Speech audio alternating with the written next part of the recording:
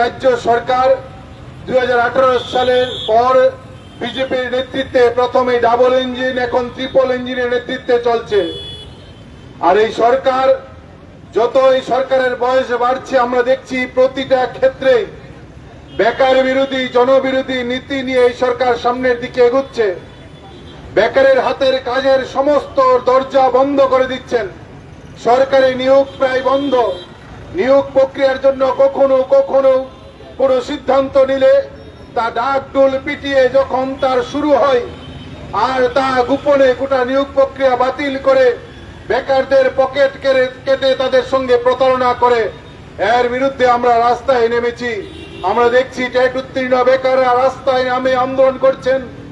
Fire সার্ভিসে interview দিয়েছেন, চাকরি নেই, আজকে বছর খানেক নিয়োগ করছেন না, তারা রাস্তায় নামছেন। জেল পুলিশে ইন্টারভিউ দিয়েছেন, নিয়োগ করছেন না, তারা রাস্তায়। আমরা দেখছি এসটিজিটি, এসটিপিজিটি 2 বছর আগে ইন্টারভিউ দিয়েছেন, পরীক্ষা দিচ্ছেন, তাদের ফলাফল নেই।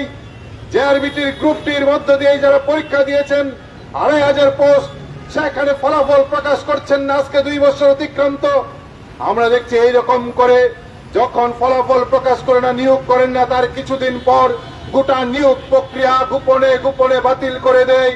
আমরা মনে করে এই সরকার প্রতিটা সিদ্ধান্ত গ্রহণ করছেন এই রাজ্যের বেকার যুবক যুবতীদের কি করে শেষ করে দেওয়া যায় তার জন্য। শুধুমাত্র বেকারদের প্রশ্নে না, রাজ্যের ছেলেমেয়েরা যেন শিক্ষিত হয়ে উঠতে না পারে, আমাদের রাজ্যের ছেলে মেয়েদের মেধা যেন আরো বিকশিত হতে না পারে, তার জন্য বিজেপির নেতৃত্বে এক নীল নকশা তৈরি করে তারা রাস্তায় নেমেছেন। স্কুল একদিকে সংযুক্তিকরণ করছেন, গ্রামের ভিতরের ছোট্ট স্কুল বলেই সেই স্কুলটা যখন বন্ধ করে দিচ্ছেন, তার সঙ্গে আগরতলা শহর থেকে সাবরুমের ছোটকিল স্কুল কিংবা ধর্মনগর হ্যাফলং স্কুল কোন বিদ্যালয়ে শিক্ষক নিয়োগ করছেন না। ছেলেমেয়েরা স্কুলে যাচ্ছেন 1 থেকে 12, স্কুলে যখন যাচ্ছেন 1 ঘন্টার পর 2 ঘন্টা 3 ঘন্টা কাটছে, তাদের ক্লাস হচ্ছে না। ক্লাস না করে আবার বাড়ি ফিরছেন, দিনের পর দিন স্কুলে যাচ্ছেন, ক্লাস হচ্ছেন না, বাড়ি ফিরছেন। এই রকম করে শিক্ষকের সংকট তৈরি করে আমাদের রাজ্যের নতুন প্রজন্ম ছেলে মেয়ে ছাত্র ছাত্রীদেরকে যেন শুরু থেকেই তাদের মেধা যেন বিকশিত হতে না পারে, তার জন্য বিজেপি সরকার পরিকল্পিতভাবে বিদ্যালয়ে শিক্ষক নিয়োগ করছেন না।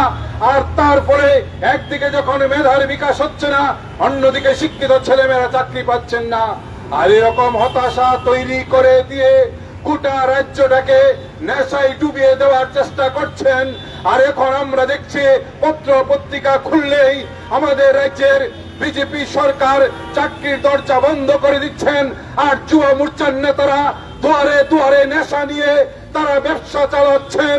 আর গোটা রাজ্যটা ওই বিজেপির নেতৃত্বে নেশার সাম্রাজ্যে পরিণত হয়েছে।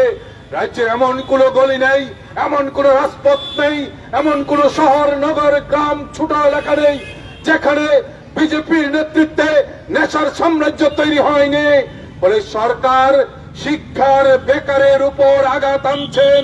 আর এই সুযোগকে কাজে লাগিয়ে শাসক দলের যুব নেতারা গ্রামে গ্রামে নেশার বাণিজ্য তৈরি করে সেখানে তারা লুটের পাহাড় তৈরি করছেন। আমরা মানুষের কাছে যাচ্ছে, এই যে পরিস্থিতি তৈরি হচ্ছে তার ফলে আমাদের রাজ্যটা শেষ হয়ে যাচ্ছে, সমাজটা শেষ হয়ে যাচ্ছে।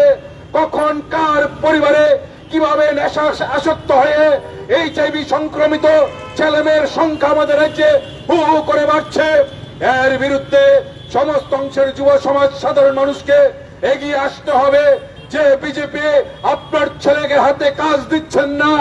আপনাদের মাথায় রাখতে হবে সেই বিজেপির নেতা কর্মীরাই কিন্তু আপনার ছেলে মেয়ের হাতে নেশার সামগ্রী তুলে দিচ্ছে। শুধু কাজ না, তার জীবনটাকে বিনষ্ট করছে এই বিজেপি। বলে আপনার পরিবার, আপনার পাড়া, আপনার ক্লাব, আপনার রাজ্য ত্রিপুরা, এই রাজ্যটাকে বাঁচানোর জন্য আপনাকে এগিয়ে আসতে হবে। বিজেপিকে তার বিরুদ্ধে দাঁড়িয়েই আপনাকে এগিয়ে আসার আহ্বান জানিয়ে আমরা আমার কথা বলা শেষ করছি। আমাদের এই মিছিলে আপনারা সামিল হবেন, আমাদের কথা আপনারা মানুষের কাছে নিয়ে যাবেন, এই প্রত্যাশা ব্যক্ত করে সবাইকে অভিনন্দন, শুভেচ্ছা, লাল সালাম জানিয়ে আমার কথা বলা শেষ করছি। ইনকলাব জিন্দাবাদ।